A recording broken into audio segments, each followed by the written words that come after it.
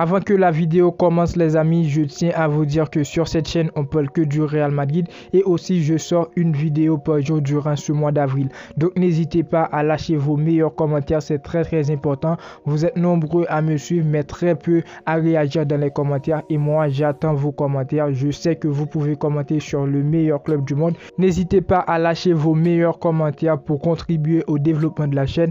Merci à tous ceux qui le feront. Salut à tous, j'espère que vous allez très bien et je suis très content de vous retrouver sur la chaîne pour cette nouvelle vidéo dans laquelle on va noter les joueurs qui ont joué face à Chelsea hier, les joueurs qui ont réussi à battre cette équipe de Chelsea à domicile chez eux 2-0. Le Real Madrid est qualifié pour les demi-finales de Ligue des Champions, donc n'hésitez pas à donner vos avis dans les commentaires. Dis-moi, est-ce que vous êtes d'accord avec mes notes? Et aussi les amis, n'oubliez pas de donner vos notes dans les commentaires qui étaient pour vous top et flop.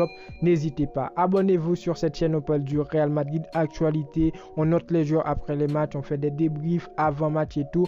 N'oubliez pas le pouce bleu pour me dire que vous appréciez le travail et restez jusqu'à la fin de la vidéo. On est parti.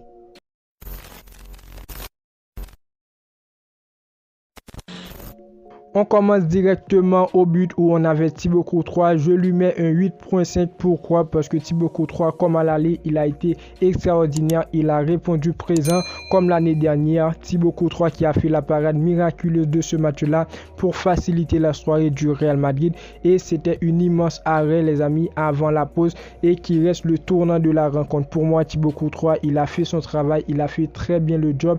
Il a fait un travail exceptionnel avec cette équipe du Real Madrid. Dans ce match-là, il a répondu présent, il a été très bon. Je lui mets un 8.5. On continue en latéral avec Dani Carvajal. Je lui mets un 7. Pourquoi? Parce qu'il a été solide. Il a donné une prestation solide en défense. Il a bien défendu son couloir et après les amis, il a apporté un soutien offensivement à cette équipe du Real Madrid. Je pense que Dani Carvajal, il est dans sa meilleure forme de la saison au meilleur moment. J'espère bien qu'il va donner que des bonnes prestations en Ligue des Champions parce que à chaque match de Liga, il est en repos. C'est Lucas Vázquez qui joue sa partie. Donc je pense qu'il va donner le meilleur de lui durant les demi-finales. On continue avec Militao qui était dans la défense. Je mets un 7.5 à Militao. Son début de match a été délicat. Il a pris un jaune, les amis. Un jaune qui va nous faire mal quand même parce que Militao, il ne sera pas présent lors de la demi-finale aller face à Bayern ou le Manchester City. Mais après, pour ce match-là face à Chelsea, au fil du match, il a montré sa puissance. Il a été très bon. Il a sauvé le Real Madrid à pas mal de moments. Il a sauvé des occasions fautives pour le Real Madrid contre cette équipe de Chelsea. Donc, je pense qu'il mérite le 7.5. On continue avec Alaba. Il a été plutôt bon dans la lecture du jeu et l'anticipation pour couper les centres sur le premier acte. Alaba, pour moi, dans ce match-là face à Chelsea, il a été bon.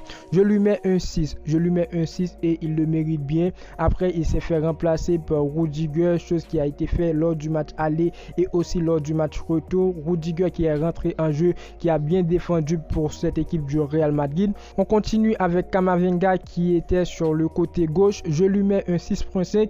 Il a souffert en début de match sur le côté fort de Chelsea qui a insisté dans son couloir, mais il a souvent été débordé. Après les amis, Camavinga, il a repris le jeu. Très bonne deuxième période. Je lui mets un 6.5. Camavinga, pour moi, c'est le prince. Il a tenté pas mal de choses. Camavinga, techniquement, les amis, il n'a pas peur. Il a de la confiance. Il a tenté pas mal de choses et même près du but pour s'en sortir.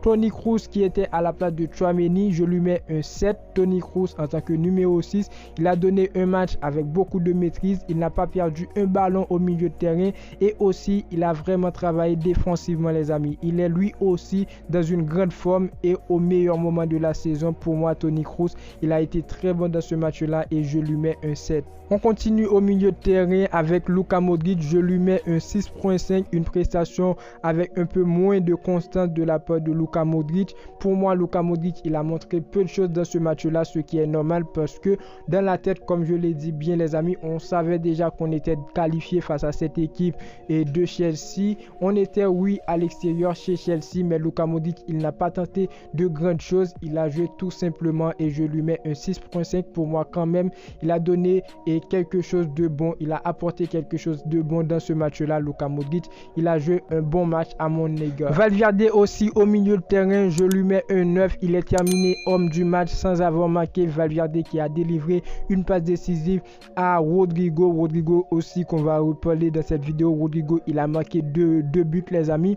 Donc Valverde, il a été très bon dans ce match-là. C'est lui qui a amorcé les premières attaques du Real Madrid et aussi le travail qu'il a fait pour donner le but à Rodrigo. Valverde, il aurait pu marquer ce but-là, mais il en a préféré pour donner la passe à Rodrigo, donner l'opportunité à Rodrigo, ce que je trouve très bien.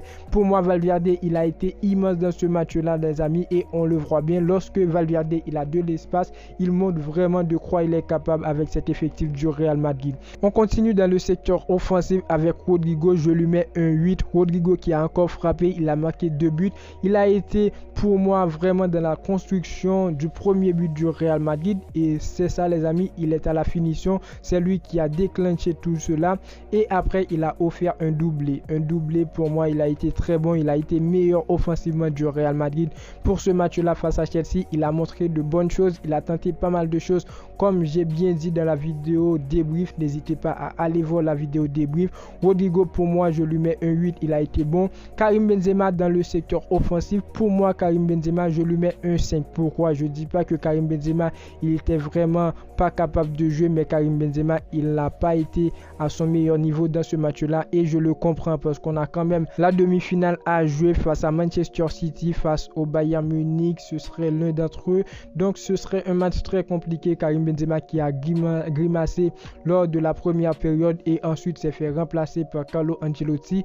Par mesure de précaution, il n'a pas tenté grand chose, mais Karim Benzema, je lui mets un 5. Karim Benzema quand même. Karim Benzema qui n'a pas réussi à marquer de but, mais quand même il a joué un match pour moi moyen. N'hésitez pas à me dire ce que vous pensez dans les commentaires. Et on termine avec Vinicius Junior, je lui mets un 6.5. Vinicius qui a fait son retour, il n'a pas eu vraiment son impact habituel en attaque, mais pour moi Vinicius n'a pas forcé et de toute même preuve les amis, Vinicius il a donné une passe à Rodrigo pour que Rodrigo puisse marquer. Il n'a pas forcé pour ce match-là. Je pense que c'est dans le même contexte avec Karim Benzema. Vinicius qui sera bien servi à cette équipe du Real Madrid en demi-finale face à Manchester City ou le Bayern Munich comme je l'ai bien dit.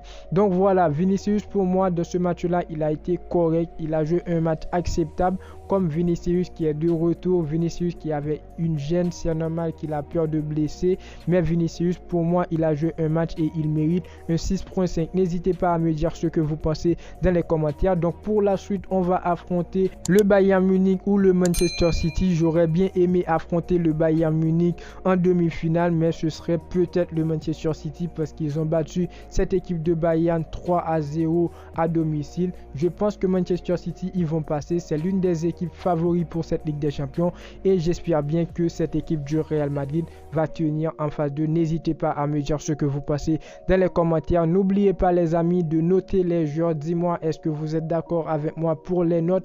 N'oubliez pas de donner vos avis dans les commentaires, c'est très important.